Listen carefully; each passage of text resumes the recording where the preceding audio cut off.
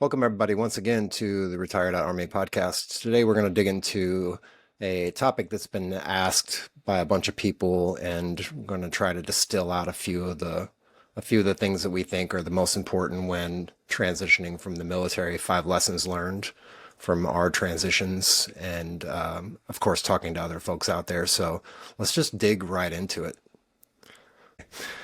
So the first thing I wanted to highlight is pre-planning, and that's really like the overarching kind of thing that you want to do. Pre-planning, we do in the military. You should be doing it in the military, so that you don't fail to plan, plan to fail, fail to plan, whatever it's called. Yeah, exactly. It really helps out because you're trying to plan out. Let's just call it an operation, the operation retirement. And that's really like a 2 to 3 year planning cycle that you need to sit down and really think hard about and get as much done up front as you can and talk to people and get things put in place. So let me jump into the first point that we want to make here. And it's the importance of having your documents from your career in one binder, one place. I wish I had my binder with me. I apologize. It's in storage in the States, but I do have a binder. It's about 7 or 8 inches thick, and it's literally one of those 3 ring binders full of document protectors and documents jammed into it and everything. And what Hmm. I'm talking about is basically all your medical records. If you can get copies of those, scan them, put them on digits. Any of your awards, any of your 214s, your DD 214s, if you have them from, say, reserve time or National Guard duty or something like that. Potentially, you have some extra ones that the active duty folks might not have, and you want to get like the paper copies in one place, and you also want to sit down and see if you can scan those. There's different ways of doing that, and I don't know how you went about getting all your paperwork together, but maybe you want to talk about that real quickly. Yeah, yeah, absolutely. And I just went through this whole thing myself. So, uh, I it was kind of getting a hold of every different section, like medical, and it wasn't too hard because on the base that I was at, everything was kind of close by the admin section, the medical section, all that stuff. So, it was fairly easy, easier than some of the bigger bases because mine was like a smaller type air wing base.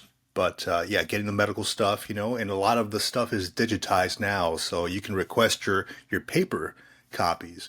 But at that point, I went straight to like the copy machine in my office, and I just sat there for like hours, unfolding things, putting everything on a thumb drive, right? So the big thing that I learned was, you know, uh, hard drives fail. So make multiple copies of these things. I know for a fact because I have a SanDisk, one of those rugged ones, and I uploaded everything on there, like all my. I took my fit reps, which are like the evals, right? Because that's where you gain all the information from what you've done over your career, to build your resume. I scanned all those things. I scanned all my medical, dental documents, any awards, like the I Love Me binder is what I call it, all my awards and all that. And I uploaded them to, thankfully, two places, a thumb drive, dedicated thumb drive, and my SanDisk rugged drive. And sure enough, I go to plug it in one day, try to pull my DD214 off there, and it no longer works. It doesn't even recognize it, so I got to send that in. But that goes to show, make several copies of this stuff, upload it to the cloud if you need to, if it doesn't have like socials and stuff like that. Put it on a thumb drive and then put it on another drive because at some point in time, something's going to fail. So big lesson That's learned right. on my side. Let that be a lesson to anybody out there too. If you want to take it, please take it. If not, well, you work through that if you like. But yeah, Don't take it at your own risk. right, right. But yeah, it's all about gathering things. And I started my transition probably. I started thinking about it at like my 15-year mark because I Hmm. knew like I wanted to make it just a 20-year thing because I wanted to try something else out. Right. Not that I didn't love the Marine Corps or anything like that. It's just a matter of, I can't do this forever. I ultimately knew that I was destined to go to like one of like three places and because of my rank. And I didn't want to go to any one of those. So I was like, all right, well, I gotta start thinking ahead here. So five years prior to I started thinking ahead, how am I going to do this? Started asking questions, started inquiring about TAP. Of course, they won't see you until you're like closer to your date, right? But at least start asking about it, or anybody who's gone through that transition. What other documents are there? The fit reps, the evals, the medical, the dental. Maybe start looking at life insurance because that's a big thing, right? At some point, your what is it called? The what SGLI? SGLI is going to run out, so you might want to start looking at that. That's something I'm still looking at. Preferably do it before you actually do your VA appointments, but something you definitely want to look at if you're thinking about getting some life insurance after you get out. Yeah. Yeah, and I second that. I have this little thing right here. It's a SanDisk, That's one of exactly the those one I have. rugged Careful with that one. drives. Yeah, I would buy two of these or three of these if you Yep. can. They're actually, I think they're actually on sale Hmm. somewhere. It's like one of those places that you go get office supplies. You know where Yep. they are, so you can find them online. But we can Hmm. actually put like a link in the description down below as well to a couple of Sure. these things. Maybe even investing in a scanner. I did invest in a scanner that was pretty heavy duty. I think it was like a $400 or $500 scanner that I Hmm. happened to pick up for pretty cheap. But it literally was like load all the papers and just hit the button, and it literally scanned everything pretty much straightforward, and it was really easy. And then, as you mentioned, cloud storage. There's plenty of providers out there you can go through to get places in the cloud. And I would say even beyond that is somewhere in the cloud where you can not only get to it from your desktop or from your PC, but also from your phone if you need to. Because you always have your phone with you and you never know when you need like a date or something off of one of those documents. And then in that, I would say try to find a labeling system. Just sit down and figure out like, do you want to label it by date? Do you want to label it by, so you can categorize and put things together so it makes it a little bit easier to find. Scanning it and getting it electronically filed is one thing, but then sorting through all that, and I say that, and I know you've experienced it as well, like all these videos that we record, all this content that we record, and it just gets stuck in these folders on these drives, and then you've got like this big folder. It's just like sorting Yeah. out your Yeah. documents at work too. So, Yeah. Yeah. It does get to be a pain if you start doing it too late in the game. I started doing mine probably about, like I said, 5 years, 4 years prior to. So it wasn't that bad. But, I've seen other folks like start accumulating all this stuff like months before they're getting out, and they're like, oh, they're just stressing. It's a stressful situation, right? So yeah. do it ahead, think ahead, and you should be fine. Cool. And let's move on to the next point. Gathering all your gear. And it sounds kind of silly, but Hmm. you accumulate a lot of stuff over the years, no matter what service you're in, whether it's like tactical gear or stuff that you've signed from supply that you've carried with you from duty station to duty station. One thing you would want to do is try to get all that stuff together in one place, maybe in a couple duffel bags or a couple tough boxes. And then the next thing I would mention is I know in the Army for sure, and Vic, you can talk to this in a minute, but we have a system where you can actually pull up your records and find everything that you've ever signed for from the military. And so two cool things about that. At least you have a list of everything that you've signed for, so you know exactly what you're accountable for. And the other thing is being able to take that, sit down with your supply NCO or whoever's in charge of supply, and they can quickly and easily go through it with a pen, or they can reach out to somebody who knows, and they can mark off the things that you for sure need to turn in and the things that you don't need to worry about. Because there's probably a bunch of stuff on that list, how many pages of stuff it is that you've accumulated for 20 years or so, that you don't necessarily have to turn in. Things like t-shirts and socks and things like that, because it's items that have actually touched your skin. But again, just get with your supply NCOs or your supply folks and have them go through that list with you, and then take that list home and try to identify this. Because some of those things are hard to identify, especially if they're 15-year-old items, right? And you try to pull them up online and search for them, and you can't find a picture of it or anything. So, Yeah. So in the Army, they give it to you for the long term. Then you actually like PCS with your gear. Is that right? yeah, active duty for sure. Reservists, you pull it as you need it, I think, and then you keep like a running tally of certain items, but most of the time you just get it when you deploy, or you get it when you're getting ready to go on exercise or something like that. You can get it ad hoc. Okay, so I'll tell you on the Marine Corps side, it's a little bit different, at least from what I've experienced and everybody else I know. Hmm. So every duty station, it's part of your checkout sheet. You have to turn in your stuff at the individual issue facility, right? Or we know it as, it used to be SIF, now it's IF. basically when you go check out all your stuff, they give you a receipt of what you've checked out. It's all kind of serialized, so it's kind of hard to tell what everything is. When you go to check out, you have to turn all that stuff in. So that's exactly what I did when I went to go check out. Like I had my helmet, my pack, and all that stuff. The isomat. Turn all that stuff in. If you don't if you don't have it, you have to do like a missing gear statement. Either you pay out of pocket, or if it's something low cost, maybe like you're missing like I don't know, a pouch or something like that. They can just write it off or something. Um, I will say, don't go on Facebook Marketplace and try to buy like a serialized flak, because you're most likely going to be met with like an undercover NCIS agent. So be careful with that. Uh, or don't sell that stuff, right? But if you have something like that, either I guess turn it in or keep it. I guess I don't know. You didn't hear from me. Um, anyhow, yeah, all that serialized stuff, man. You got to turn it in every duty station, at the end of every duty station in the Marine Corps. So definitely, like, I don't know if you want to do what I did. Like, if I knew that I wasn't like going to deploy or anything like that, I just kept that stuff either in my office or in my closet. Yep. Because they're going to make you clean it anyway, right? They won't Yeah, let you turn it twice in. probably. Yeah, yeah. So even if you haven't worn it, so just keep that stuff like all together in the pack, and that way you don't lose anything. There's been many times where I've lost stuff, and I'm like, shoot, where am I going to get this extra pair of gloves from? And I either Right. got to go out and buy it just to replace it, because some of the stuff they do sell it at the exchanges, But it's just a matter of keeping your stuff in check and make sure where all your stuff is.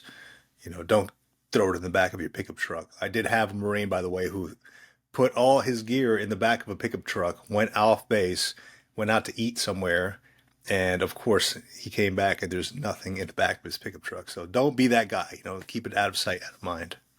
Yeah. Yeah, and I would say also, in my experience was, if you do need to find some pieces of equipment there, usually if you're near a base, usually there's a lot of surplus stores that are nearby Hmm. bases. You can That's usually right. pick up stuff like that for pretty decent price. But yeah, it's better to just keep it in the plastic if you're not using it. Keep it in a storage space in one area. I've always carried my stuff in duffel bags and foot lockers, and I've had them like spray painted and marked, so I know that that's my military gear. And then, of course, like you accumulate a lot of stuff over the years. And I say accumulate, I don't mean you steal it, but Yeah. you definitely acquire a lot of things that Hmm. you may or may not be able to use. And if you can help somebody else out in the process and you don't want to keep a hold of that stuff, I'm sure a Yeah. lot of people are out there looking for certain items. So, Oh, absolutely. Yep. yeah. So let me move on to number three. Taking an audit of your finances early and figuring out where you would be if your entire paycheck disappeared, and then working back from that point. And I say that That's a good one. because once you get out of the military, once you retire, once you transition out, that paycheck essentially kind of stops for at least 30 days, because they have to do audits from DFAS and finance, and make sure that you don't owe the government any money and things like that. So, but even then, even after that, retirement check is probably about half, 50%, 40%, depends on how many years you served, of what you actually made. And that's not including things like per diem and, housing allowance, and all those things go away, right? So you definitely want to prepare for that. The sooner the better. If you can start 2 years out and just put away half of your paycheck, and you have the means to do that, by all means, I would encourage you to do that. I would definitely not discourage you from doing that, but not everybody's in the same boat. We all have different circumstances, and I understand that. So I was definitely not in that place. But it's definitely something you want to think about and keep in the back of your mind. And even when you do your financial planning sheet for TAP, hopefully doing it early, but you just want to understand that you're going to have to pay for healthcare and insurance out of pocket in a lot of cases. There's things that you get from the military that you don't realize that you don't get them. And I think you even made a short about this the other day, where you're like, why don't I have all these benefits? Like, why, kind of like, why did I leave the military? That's So, that's right. That's right. And that's a big hit. Though I'm still like on terminal leave, and I still have yet to EAS, so I am still getting my military paycheck, and then I'm about to get my new job's paycheck, right? You want to do the calculations. There's apps out there that'll kind of help you look at what you're going to be bringing in as you retire or after retirement. And it's not going to be, it will be 50%, but then, deduct, taxes, deduct if you're getting like SPP or anything like that, or any kind of other thing attached to that, just deduct that. So even though it might spit out a 50% amount of, say, like 3,000 a month, you're actually going to get, after taxes and everything, maybe 2,500. So it might be a little bit less. So you have to think ahead here, like, how am I going to be able to live with that amount? Am I okay with that every month? How will I live? How will my family live? If you have a family, where will I live? Will I be able to cover all my bills, expenses, food, etc.? Car payment if you have one, house payment if you have one. What I did was, I got a civilian job as I was still on terminal leave. So, currently right now I'm working for, the Navy as a contractor, but I also am technically active duty still, right, on terminal leave. Because, I just wanted to have that seamless transition of not having to wait on something as far as like, the paycheck and all that stuff. Because I know it can take like 30 days. I've seen 60 days where people are like, how are we going to live? That's a bad position to be in. So yeah, definitely think ahead. Think ahead. Another thing that I did that I think if you are dual military, or maybe even your wife is working, husband's working, etc. One thing that we're doing, or we've done for a couple years, is just live off of one paycheck and then save the other one or invest the other one. I've been doing that with my wife for a while. She's a DoD employee. We live off of her paycheck, and my paycheck as a chief warrant officer in the Marine Corps. We've just been kind of putting it away in a money market account. So it's been accumulating, interest as we go along. And we've been doing that for a couple of years now. So that if you can manage that, if you can swing that, that's definitely like something that's helped us out. And, it could help somebody else out too. Yeah, because you definitely want to make sure that you've at least set aside, and that's also kind of like a caveat bullet, is just set aside some money for emergency things that may come up, and you really don't know Oh what yeah, those emergency things will be until they happen. So it's that's it's going to one happen. of those ways to plan. Yeah. It's going to happen. Yeah. You, you're talking and your glasses explode and fall into a million pieces. Small Yep. expense, small drop in the bucket, but it's Yep. definitely a way to think about it and try to keep it in the back of your mind. So Oh number yeah. 4, let's move on to resume building early and often. Try to spend, or at least what I would recommend is try to spend at least one day a month up until you get to retirement to just review your resume, go over it, look at it, maybe reword some things, read through it, Hmm. because for one, it gives you a good sense of what everybody else sees, like how much it grabs your attention, how much it is succinct and to the point. And another thing is you can go back and catch typos, of course, but you can also go back and reword things and move things around. Or if you say you earn some industry certifications along the way, you can add those to your resume as you go. So it's almost the same as building your your annual review before you get to your annual review. You're taking notes along the way. And really, if you just take one day a month, like literally, it's not that big of a commitment. And it'll give you a really good feel of what your resume is, what it looks like. Plus, you can bounce off of other people's resumes. We have an episode that we did, we talked about it, about Hire Heroes USA, Hiring Our Heroes, and a few other places out there that do resume writing and help you out with that. And we'll try to link that to that episode. But yeah, you definitely want to try to Oh yeah. dedicate time to try to get into your resume. I've been doing it for my whole entire career. Like every 6 months or so, I would sit down and just review my resume, edit things, take things out, move things around, shorten it up, whatever you need to do to keep it relevant. Yeah, I think my issue with the resume was civilianizing the wording, right? So the way that I write my fitness reports, it's like, hey, I did this, this, this, just kind of like straight to the point what I did. and that's my fitness report bullets, my evaluation bullets. You want to, as far as the civilian side, and this is feedback I got from a fellow retired Marine after I showed him my resume. He's like, "Hey, dude, I like what you've done here, but you have to civilianize this because we don't know what this stuff means. Don't use acronyms, kind of Barney style a little bit, but you want to show what you've done. You don't want to say led 500 Marines, whatever. Okay, got it. You've led them, but what does that mean? Like, what exactly did you do to complete that mission, right? So you want to dissect that a little bit. That was my issue too, because I was talking in like generalities. I needed to get to the point, like I oversaw this, which led to this, or a office of, 50 Marines, that led to the accomplishment towards this, so just be more specific. And once I started dissecting all my stuff, like all my evaluations, I only took like 12 years of my evaluations, right? From the time I was like a staff sergeant to, present. And it was like I had like 3 or 4 pages, and I'm like, shit, I gotta dumb this down a little bit. Just make it a little bit shorter because nobody's going to want to read unless you're like doing a federal resume. Nobody's going to want to read through like 4 or 5 pages of this stuff. Just take your top things and just put them on that resume, like your most recent work, right? There's no reason why I need to write what I did as a PFC if I'm, applying for a director of whatever marketing position. Nobody's going to care what I did as a PFC, right?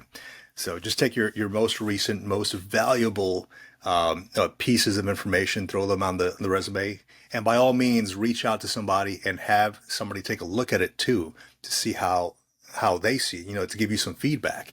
Like that organization, Hiring Heroes USA, wrote my resume for the first time. Of course, I was going to have to, make a couple changes to it based on what I know and what I've done. But it's fine. They gave me the bones of it, and I'm 100% happy that I went with that because I would have never been able to complete that myself, right? It would have been just, I know how to do military stuff, military speak, but I needed somebody from the outside to show me how to speak civilian speak. So 100% recommend Hiring Heroes USA. Yeah, and for our fifth and final bullet, we may have a bonus bullet. We'll see. But the fifth bullet that I definitely wanted to tap on was one that we speak about a lot, and it's figuring out Skillbridge path and start making the coordinations for that with your command, as well as with the organization that you're trying to do your Skillbridge with. And then what you would want to do is basically set up the path and the timeline of getting to Skillbridge. So you basically hit it at the 180-day mark before you actually ETS or EAS. And up till that point, before that 180-day mark, what you would definitely want to do is reach out to organizations. If they're not part of the Skillbridge, if you go to the Skillbridge site, which we've talked about in another video, and you look and they're not in there, you can actually coordinate with them. So if you go back far enough in advance, you can set yourself up enough time to go to the local place that you would like to do Skillbridge with that may not be on the site already, and you can coordinate with them in Skillbridge and get them on the site so that you can then later go directly to that organization. You can basically kind of grease the skids to get into that organization pretty easily. It's not too painful. It's just a little bit of a lengthy process, and it takes a little bit of time. So, or you don't see an organization, or you just don't happen to make it, you can do what I did. You can create your own Skillbridge through volunteering, through internships, coordinating with people locally. It's just a matter of asking the question. Don't be afraid to ask, because the worst thing they can say is no. So if they say no, then you move on to the next one and you talk to somebody else. And that's definitely another option, especially if you've already passed that timeline and you've already gotten out of the military. That's something that you can set up for yourself. Absolutely. So, Skillbridge, I would say keep up to date on the Skillbridge orders that your commands put out. Not every command is as willing to let folks go on Skillbridge. I'll put it that way. It was easy for me because I just kind of walked my stuff into the sergeant major in the XO's office. I knew them, so they were able to approve that pretty quick. I was seeing some chat online about some changes in the Marine Corps for Skillbridge. I think partly because people are using it as a way to just get out a little bit earlier. Um, but definitely keep up to date on those orders because they definitely can change depending. If you have a change of command, the new commander doesn't like how things are going with Skillbridge. Keep up to date with your command stuff. But with that being said, if you can get on Skillbridge, it is an excellent opportunity for you to get out there and see a different world, get your foot in the door at a different world, the civilian side, and just intern, right? You're still getting your Marine Corps or your military paycheck. You're learning a new skill, a new craft, and it could definitely work for you. But if Skillbridge isn't for you, there's other things out there like there's Vet Tech. There's a ton of different veterans organizations that'll get you certified. I mean, I'm looking at some myself, specifically Vet Tech, right? I think they used to be called VNRE. Basically, they give you a certification for like cybersecurity or some kind of IT certification, and it's all paid for. Or you can even get like I've heard of people getting their master's degree with that. So it's a possibility to look into that, But Skillbridge is awesome to get your foot in the door. Um, I fully recommend it to anybody who's looking at something like that. And as far as what you mentioned, John, with getting with another company, as far as if they're not part of the Skillbridge program yet, I heard that there's a backup on that. So definitely get with that company and have them apply to be a DoD approved Skillbridge partner at least 6 months out before you're even looking to apply, because it could take that long. It has to go through the entire DoD pipeline and all that stuff. And as we know, the government does not work quick, right? So No, yeah, definitely start early. I know it's a surprise, but start no early. way. Start early. Yeah, yeah, I'm telling you. Cool. And with that, let's throw in one bonus because why not? Sure. Let's do it. Bonus one, number six, and this kind of applies across the board. It's a two-part bonus. The first part is create a calendar, set up a calendar, whether it's a digital calendar, a physical calendar, whatever you got to do. If you have an appointment book, something like that, set up a calendar and start tagging the things that you need to do, even if they don't have a date set already. Get some tabs and just make some little post-it notes or some stickies or whatever for those things. And then when you figure out what that date actually is, you can stick it on there. The second half of that, I would say, is share that calendar with your family, with your Hmm. mom and dad, with your brother and sister, with your spouse, with your children, so that they also know, so that you don't have any conflicts, right? Because some of these things are going to come fast, especially when you get to the VA stuff. The VA stuff comes fast and heavy, and they want you to be there like, That's a right. week from now, and it's going to be 3 hours away from the house. So you need to make sure that you share that information with your family, keep the communication lines open with everybody so everybody knows what's going on and everybody can kind of plan around that because it is a significant event, retiring or transitioning out of the military.